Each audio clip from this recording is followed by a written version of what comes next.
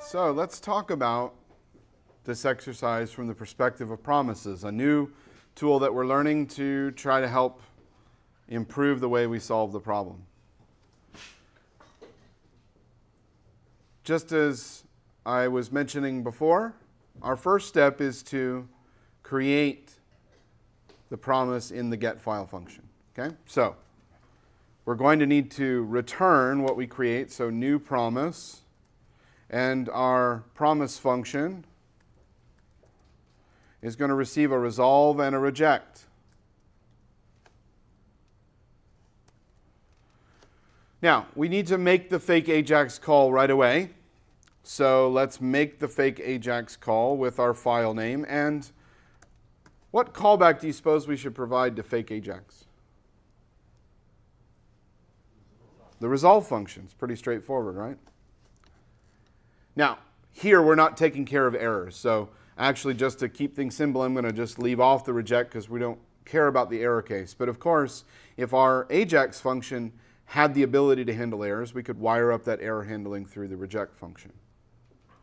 So fake AJAX, file, and resolve. Pretty straightforward. Any questions about that part? Yes?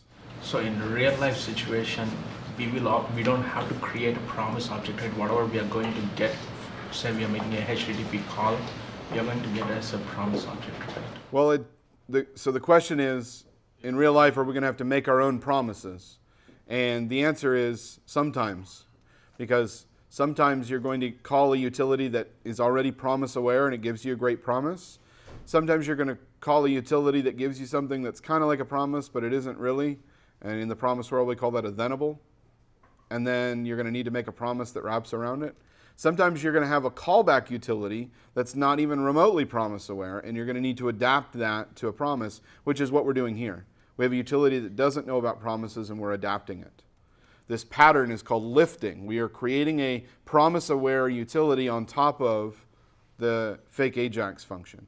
And in fact, promise libraries do offer utilities that will do automatic lifting for you. They will create this wrapper pattern that we're doing here. We're doing it manually so that we can illustrate, but we'll see that promise utilities, libraries out there, they do this for us because you don't want to have to be tripping over doing that adaptation yourself. That's a repeatable pattern. It belongs in a library.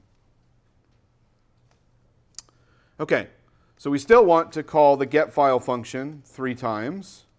Just like with funcs, we're going to get something back. In this case, they're going to be promises. So I'm going to say p1 equals getFile file1, and p2 equals getFile file2, and p3 equals getFile file3. Great. Awesome. So we've made those 3 calls in parallel.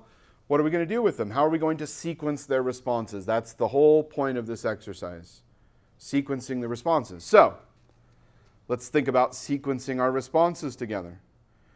We know that P1 is at some point going to finish. We're assuming in this system that the promise always resolves. So at some point, it's going to finish. So to respond to that finishing, we can simply say P1.then. Now, we know that the success handler from P1 is going to receive the output that we gave it.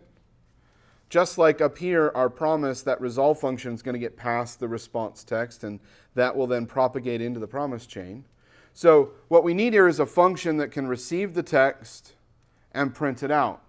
And we have a utility called output. So we could do it like that, but it turns out even easier since we have a utility that already has that call signature. We can just simply pass a reference to the output function.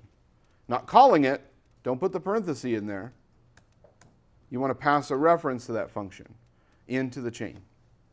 Here, I want to make a really important point about promise chains from a style and readability perspective.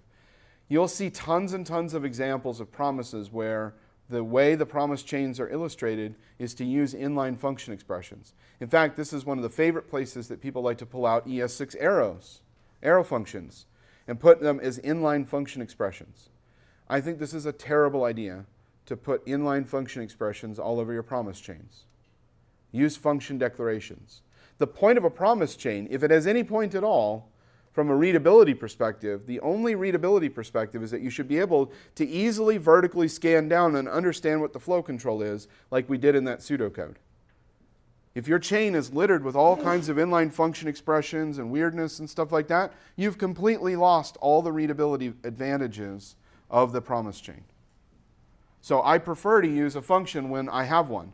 That doesn't mean you won't ever use a function expression, but I'm going to say if there's an opportunity to not use an expression and instead do a declaration, it's better to go that way.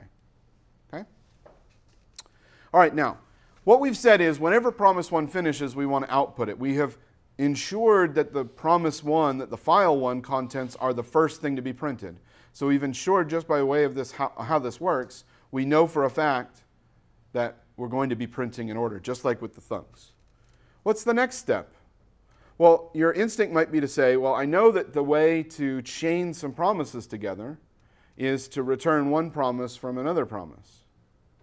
So it would seem very attractive for us to just pass in promise 2 into the chain and make it so that it wires it in and waits.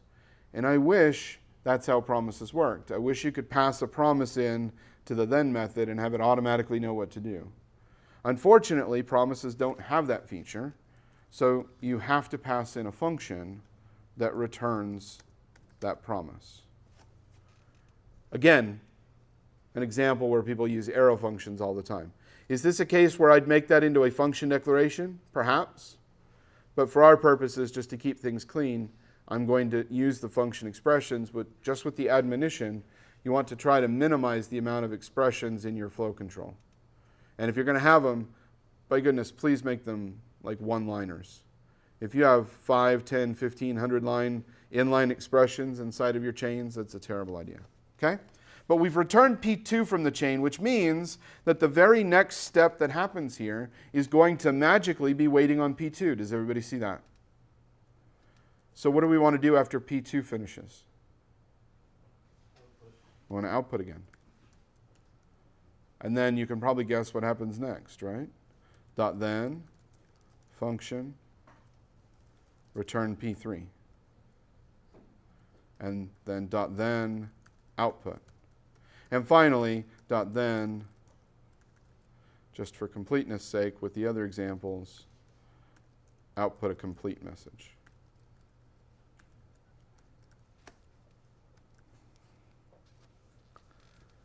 There's our flow control using promises. It's vertically oriented rather than being nested together. Certainly has increased the readability factor by a bit.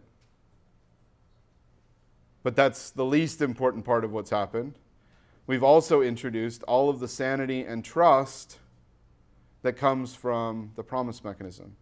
We can trust that if that fake AJAX utility somehow misbehaves or is malicious or is hijacked or whatever, we know that it can, no matter what it does, if it calls that resolve 50,000 times, we're only going to get notified once because that's the way the promise system is built. So we've shifted our trust from some untrustable third party into a very trustable system, in fact, one that's built into the language. But even if it wasn't, we know we can audit and trust the promise system to do what it's supposed to do.